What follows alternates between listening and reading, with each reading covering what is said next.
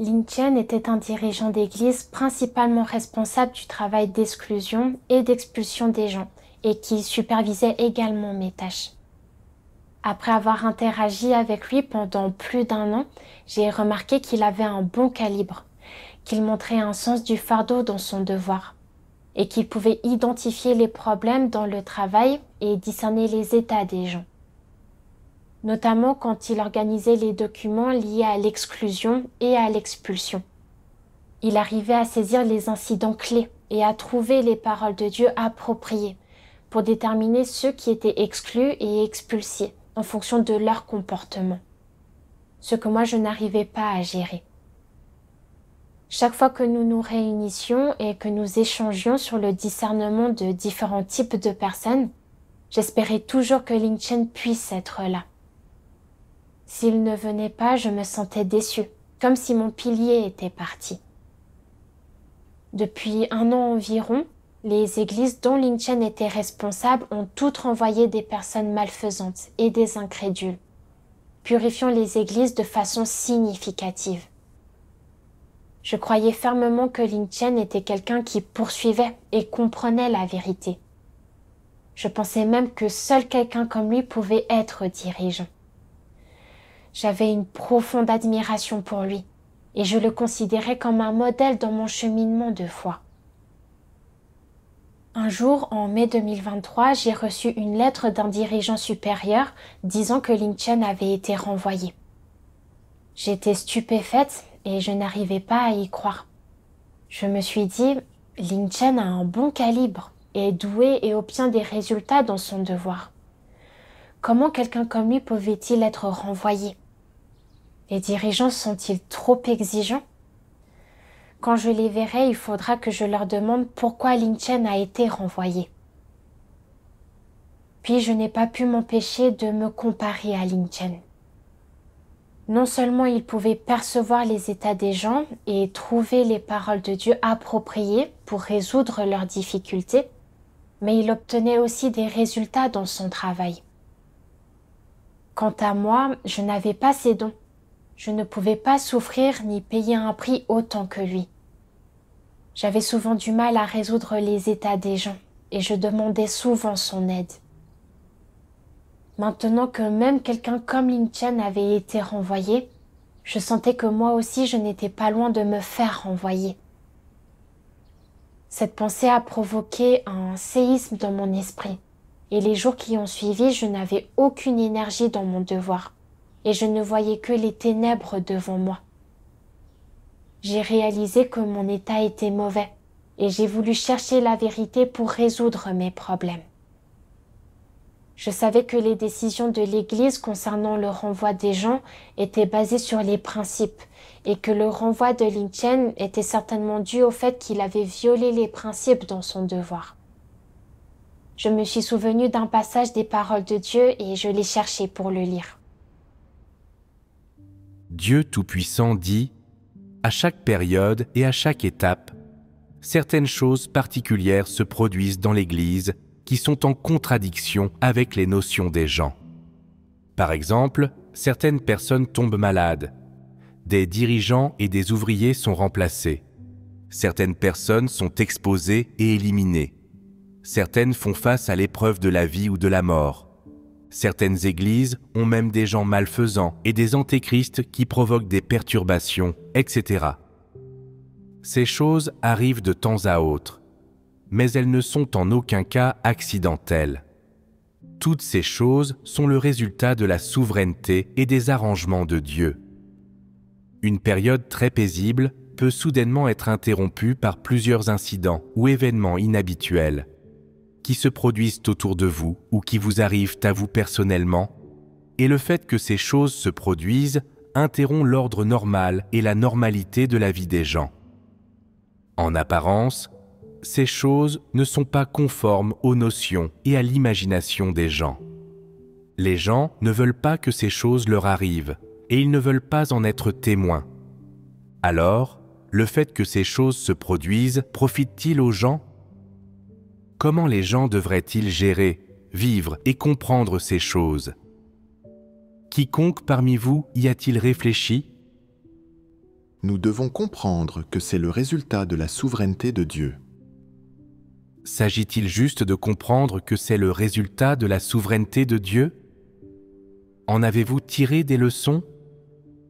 Les gens n'avaient aucune compréhension de Dieu au départ, et quand ils rencontrent certaines choses qui sont en contradiction avec leurs notions, ils ne cherchent pas la vérité ni ne trouvent des personnes avec qui échanger, mais ils les traitent uniquement en se basant sur leurs notions et leur imagination, avant d'en arriver finalement à cette conclusion, que ces choses viennent ou non de Dieu reste incertain, et ils se mettent à avoir des doutes sur Dieu et même à douter de ses paroles. En conséquence, leurs doutes, leurs spéculations et leur méfiance à l'égard de Dieu deviennent de plus en plus graves, et ils perdent toute motivation pour accomplir leurs devoirs. Ils ne sont pas disposés à souffrir et à faire des sacrifices, et ils se relâchent, font dans l'à peu près au jour le jour. Lorsqu'ils ont vécu quelques incidents particuliers, le peu d'enthousiasme, de détermination et de désir qu'ils avaient auparavant les a abandonnés et s'est évanoui. Et tout ce qui en reste, ce sont des pensées sur la façon de faire leurs propres projets pour l'avenir et de chercher une porte de sortie. De telles personnes ne sont pas minoritaires. Parce que les gens n'aiment pas la vérité et qu'ils ne la cherchent pas, chaque fois que quelque chose leur arrive, ils le voient à leur façon, sans jamais apprendre à l'accepter de Dieu. Ils ne cherchent pas la vérité dans les paroles de Dieu afin de trouver les réponses, et ils ne cherchent pas des personnes qui comprennent la vérité pour échanger et résoudre ces problèmes. Au lieu de cela, ils utilisent toujours leur propre connaissance et leur expérience des relations avec le monde pour analyser et juger les choses qui leur arrivent. Et quel est le résultat final? Ils s'enferment dans un état inconfortable, sans nulle part où aller. C'est la conséquence de ne pas chercher la vérité. Grâce aux paroles de Dieu, j'ai compris que lorsqu'il se passe des choses à l'Église qui ne sont pas conformes aux notions des gens, ceux qui ne poursuivent pas la vérité refusent d'accepter les choses comme venant de Dieu. Au lieu de ça, ils se plaignent de Dieu et le comprennent mal, en se basant sur leurs propres notions et leur imagination. Et leurs états se détériorent, ce qui affecte leurs devoirs. Je m'étais comportée exactement comme ça. J'avais toujours tenu Lin Chen en haute estime et l'avais toujours admiré. Voyant qu'il avait un bon calibre, qu'il était doué, qu'il était occupé avec son devoir chaque jour et qu'il arrivait toujours à trouver les bonnes paroles de Dieu pour résoudre les états des frères et sœurs, je m'étais dit que c'était quelqu'un qui poursuivait la vérité. À présent, il avait été renvoyé, ce qui n'était pas du tout conforme à mes notions. Je n'avais pas cherché la vérité à ce sujet. Au lieu de ça, je m'étais sentie lésée pour Lin Chen, et j'avais même pensé que les dirigeants avaient été injustes envers lui. N'avais-je pas été superficielle à ce sujet? L'intention de Dieu était que je tire des leçons et que je comprenne les aspects de la vérité à partir de situations comme celle-ci, qui ne sont pas conformes aux notions humaines. Cependant, en apprenant que Lin Chen avait été renvoyé, ma première réaction avait été de reprocher aux dirigeants d'avoir géré cela injustement. Je m'étais dit que leurs exigences étaient trop élevées et j'avais même voulu interroger les dirigeants pour savoir pourquoi ils avaient traité Lin Chen de cette façon. J'avais également pensé que j'étais inférieure à Lin Chen et qu'il se pourrait que je sois renvoyée moi aussi, ce qui m'a conduite à vivre dans la négativité et l'incompréhension et à affecter mon travail.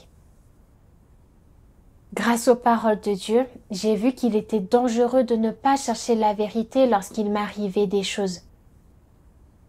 En reconnaissant cela, mes sentiments de résistance ont diminué et j'ai été disposée à chercher la vérité à ce sujet. Plus tard, lorsque le dirigeant a échangé et exposé le comportement de Lin Chen, j'ai appris que Lin Chen avait vraiment été arrogant, suffisant et qu'il avait agi arbitrairement dans son devoir, menant le jeu sur tout sans parler des affaires avec ses collaborateurs. Malgré plusieurs échanges, il n'avait pas inversé la situation, ce qui avait provoqué des perturbations dans le travail de l'Église.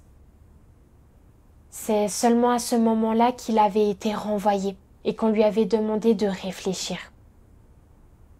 Le dirigeant a également donné des exemples sur les comportements spécifiques de Lin Chen.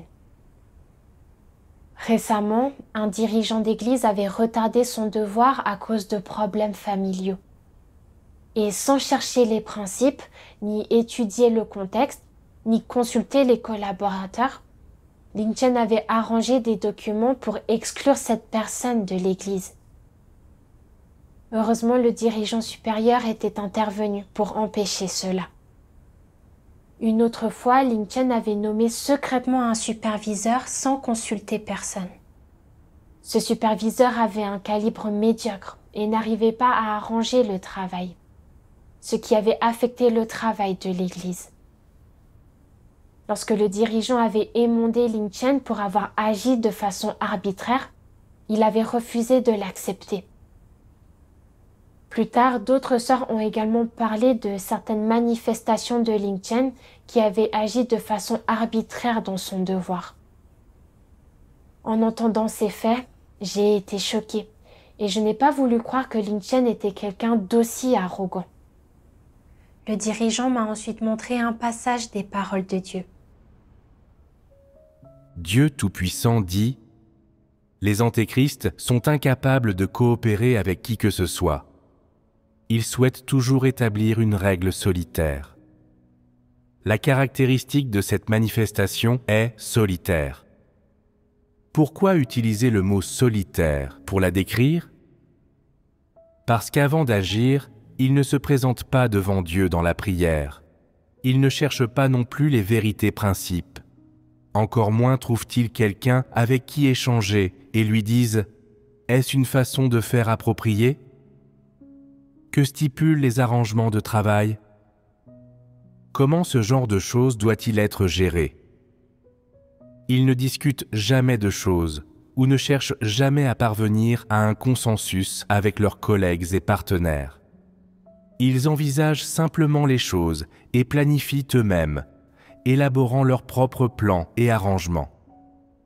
Avec une simple lecture sommaire des arrangements de travail de la maison de Dieu, ils pensent les avoir compris, puis ils arrangent aveuglément le travail. Et au moment où les autres le savent, le travail a déjà été arrangé. Il est impossible pour quiconque d'entendre leur point de vue ou leurs opinions de leur propre bouche à l'avance, car ils ne communiquent jamais les pensées et les points de vue qu'ils nourrissent à qui que ce soit. Quelqu'un peut demander « Tous les dirigeants et ouvriers n'ont-ils pas des partenaires ?» Ils peuvent nominalement avoir quelqu'un comme partenaire, mais quand vient le temps de travailler, ils n'en ont plus. Ils volent en solitaire. Bien que les dirigeants et les ouvriers aient des partenaires, et que toute personne qui fait un devoir ait un partenaire, les antéchrists croient qu'ils ont un bon calibre et sont meilleurs que les gens ordinaires, et que les gens ordinaires ne sont donc pas dignes d'être leurs partenaires et leur sont tous inférieurs. C'est pourquoi les antéchrists aiment prendre les rênes et n'aiment pas discuter avec qui que ce soit d'autre. Ils pensent que cela leur donnerait l'air d'être incompétents et bons à rien. Qu'est-ce que ce genre de point de vue? De quel genre de tempérament s'agit-il? N'est-ce pas un tempérament arrogant? Ils pensent que coopérer et discuter des choses avec les autres, s'enquérir auprès d'eux et solliciter auprès d'eux est indigne et avilissant, et porte atteinte à leur estime de soi. Et donc, afin de préserver leur estime de soi, ils ne s'autorisent à la transparence dans aucun de leurs agissements, ni n'en informent les autres, et encore moins en parlent-ils avec les autres. Ils pensent que discuter avec les autres, c'est se montrer incompétent. que solliciter en permanence l'opinion des gens, cela signifie qu'ils sont stupides et incapables de penser par eux-mêmes. Que travailler avec les autres pour accomplir une tâche ou régler un problème leur donne l'air inutile. N'est-ce pas leur mentalité arrogante et absurde? N'est-ce pas leur tempérament corrompu? L'arrogance et l'autosatisfaction, chez eux, ne sont que trop évidentes. Ils ont perdu toute raison humaine normale, et ils ne sont pas tout à fait bien dans leur tête. Ils pensent toujours qu'ils ont des capacités, qu'ils peuvent finir les choses par eux-mêmes, et qu'ils n'ont pas besoin de coopérer avec les autres. Puisqu'ils ont de tels tempéraments corrompus, ils sont incapables de parvenir à une coopération harmonieuse.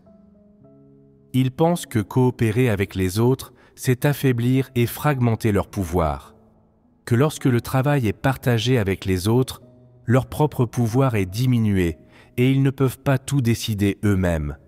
Et cela signifie qu'ils n'ont pas de réel pouvoir, ce qui pour eux est une perte terrible. Et donc, quoi qu'il leur arrive, s'ils croient qu'ils le comprennent et qu'ils savent la façon appropriée de le gérer, ils n'en discuteront avec personne d'autre et ils voudront prendre toutes les décisions. Ils préféreront faire des erreurs plutôt que d'informer les autres. Ils préféreront avoir tort plutôt que de partager le pouvoir avec quelqu'un d'autre. Et ils préféreront être révoqués plutôt que de permettre à d'autres d'intervenir dans leur travail. C'est cela un antéchrist. Ces paroles de Dieu exposent que les antéchrists agissent arbitrairement. Ils prennent toutes les décisions eux-mêmes afin de garder le pouvoir. Ils ne cherchent pas non plus les vérités principes et ne parlent pas aux autres lorsqu'il leur arrive des choses. Et leurs natures sont arrogantes et déraisonnables.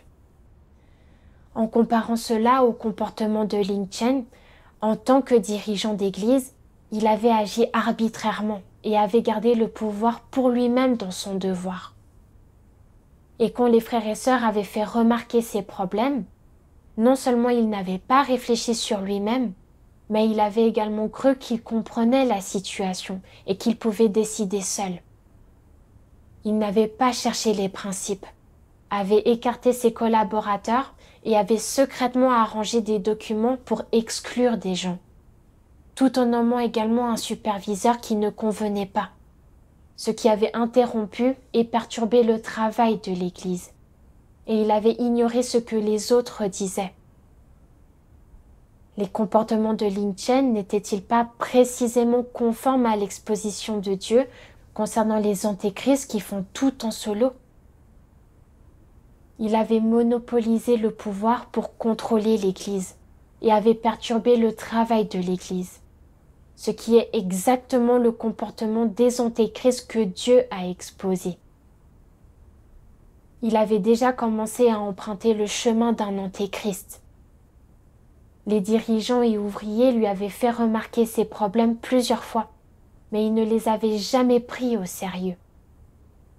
Le fait que le dirigeant supérieur le renvoie conformément aux principes était totalement approprié. Je n'ai pas pu m'empêcher de réfléchir. Je me suis dit, après avoir interagi avec Lin Chen pendant si longtemps, comment se fait-il que je n'ai pas pu le discerner, que j'ai même pensé qu'il avait la vérité-réalité et que je l'admirais? Tout en cherchant, j'ai lu ce passage des paroles de Dieu. Dieu Tout-Puissant dit « Certaines personnes sont souvent induites en erreur par ceux qui semblent spirituels, nobles, admirables et grands.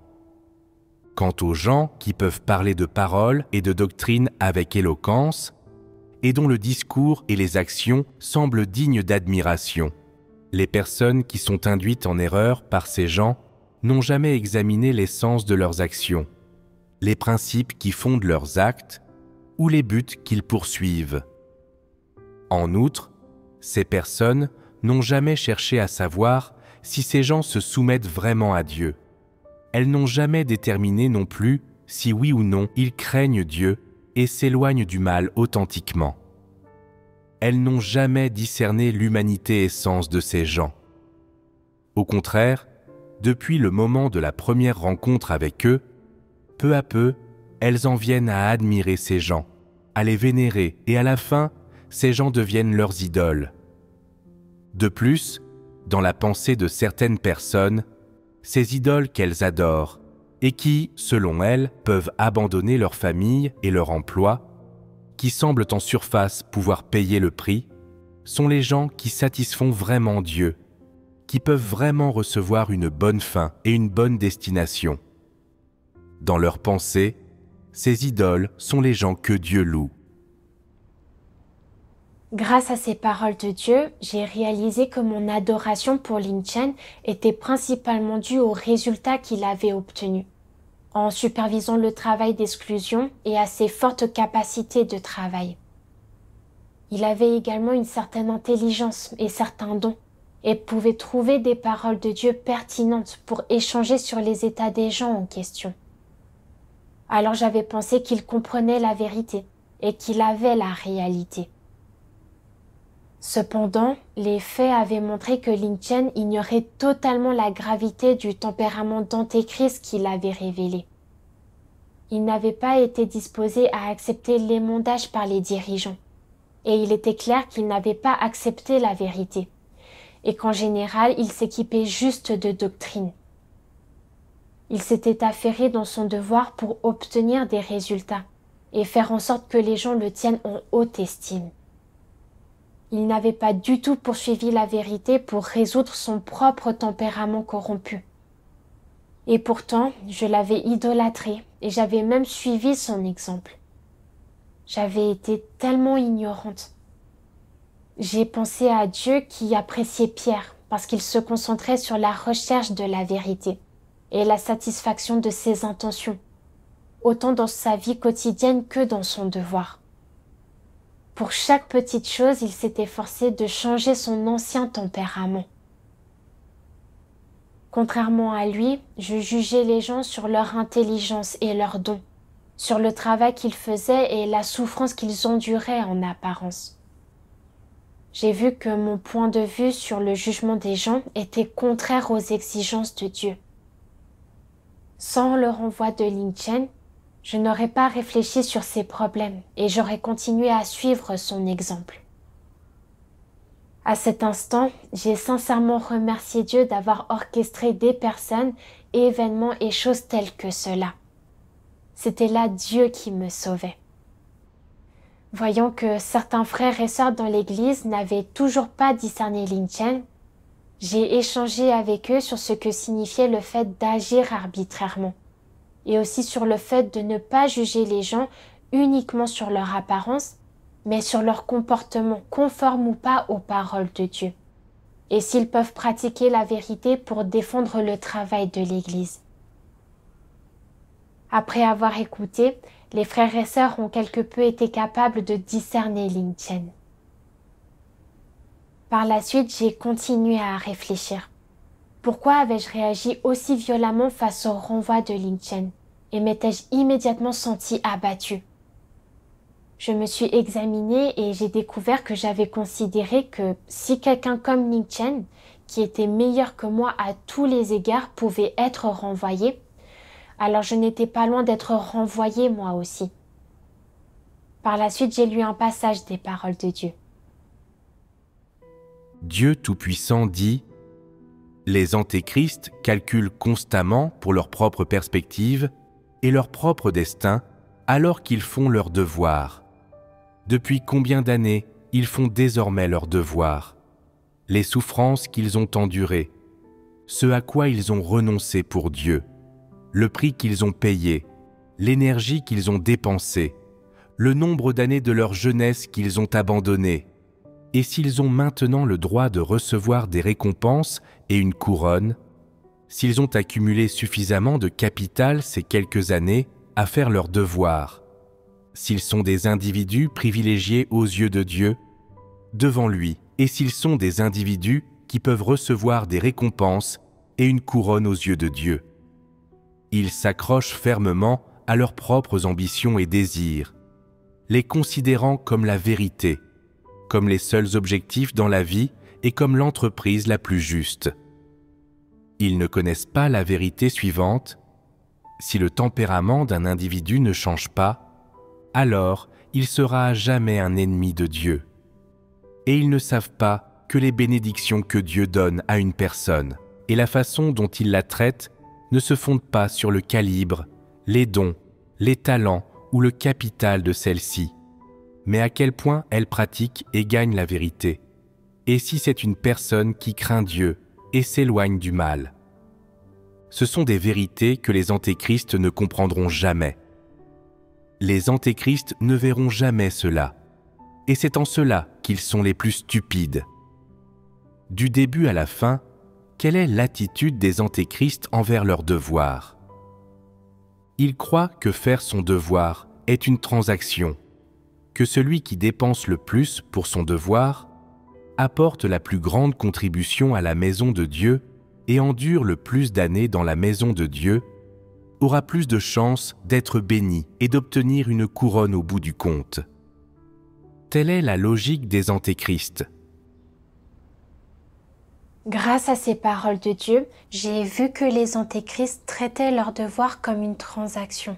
Qu'ils utilisaient le fait de travailler plus et les résultats dans leur devoir comme monnaie d'échange contre des bénédictions de la part de Dieu. Voilà la logique des antéchrists. Je partageais également ce point de vue. Lorsque j'ai vu que quelqu'un qui était plus exceptionnel que moi sur tous les plans avait été renvoyé, je me suis dit que tôt ou tard, je serais moi aussi renvoyée. J'avais senti que mes perspectives d'avenir étaient incertaines, ce qui m'avait conduite à être négative. En réalité, les critères de Dieu pour le jugement des gens ne sont pas basés sur la quantité de dons qu'ils possèdent, ni sur combien ils semblent souffrir ou travailler, mais plutôt sur combien de vérités ils pratiquent et gagnent dans leur devoir. De mon côté, je ne jugeais pas les gens conformément aux paroles de Dieu, mais en fonction de mes propres notions et de mon imagination, pensant que les gens qui avaient des dons et travaillaient dur devaient être conformes à l'intention de Dieu et qu'ils gagneraient son approbation. Par conséquent, lorsque j'avais entendu que Lin Chen avait été renvoyé, je n'avais pas pu l'accepter. J'avais même voulu interroger les dirigeants pour savoir pourquoi il avait été renvoyé, et j'avais voulu lui rendre justice. En réalité, le fait que je vienne en aide à Lin Chen n'était vraiment juste qu'un prétexte pour moi d'argumenter. J'avais peur d'être la prochaine à être renvoyée, et je craignais de ne pas avoir un bel avenir. Derrière mon désir d'interroger les dirigeants, il y avait par essence un désir d'interroger Dieu, pour lui reprocher d'être injuste et trop exigeant envers les gens. Je ne m'étais pas mise dans la position d'un être créé et ne m'étais pas soumise à l'œuvre de Dieu. Au lieu de ça, j'avais argumenté avec lui et avais vociféré contre lui. C'est seulement à ce moment-là que j'ai réalisé à quel point la nature de ce que j'avais révélé était grave. J'ai pensé à Paul, qui avait utilisé son travail comme capital pour vociférer contre Dieu et lui demander une couronne de justice. Au bout du compte, il avait été puni et maudit par Dieu. J'avais beau souffrir dans mon devoir, si je ne me repentais toujours pas, Dieu ne m'approuverait pas et je finirais par être puni, exactement comme Paul. Le renvoi de Lin Chen m'avait servi d'avertissement, ce qui m'avait permis de reconnaître que même si je croyais en Dieu, j'adorais les gens et j'empruntais le mauvais chemin. Du fond du cœur, j'ai senti que c'était là l'amour et le salut de Dieu. Après son renvoi, Lin Chen a réfléchi pendant un certain temps, a gagné une certaine compréhension de son tempérament corrompu, et l'Église lui a de nouveau confié un devoir. Désormais, je fais à nouveau mon devoir avec Lin Chen, mais je ne l'adore plus comme avant. Au lieu de ça, je m'efforce de discerner si ce qu'il dit est conforme aux paroles de Dieu. Si j'ai des opinions différentes, je les mets en avant, Je cherche les vérités principes pour les choses que je ne comprends pas. Et je signale les problèmes que je ne peux pas percevoir aux dirigeants. En pratiquant ainsi, je suis capable de comprendre certains principes et de trouver un chemin à suivre.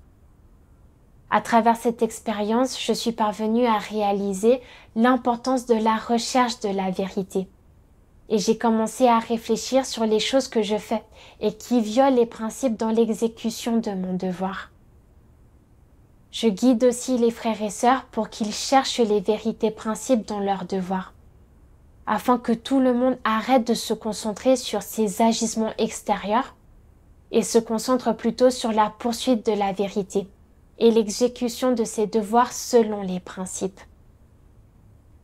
Cette expérience a corrigé mon point de vue erroné sur les choses et je suis reconnaissante à Dieu pour son salut.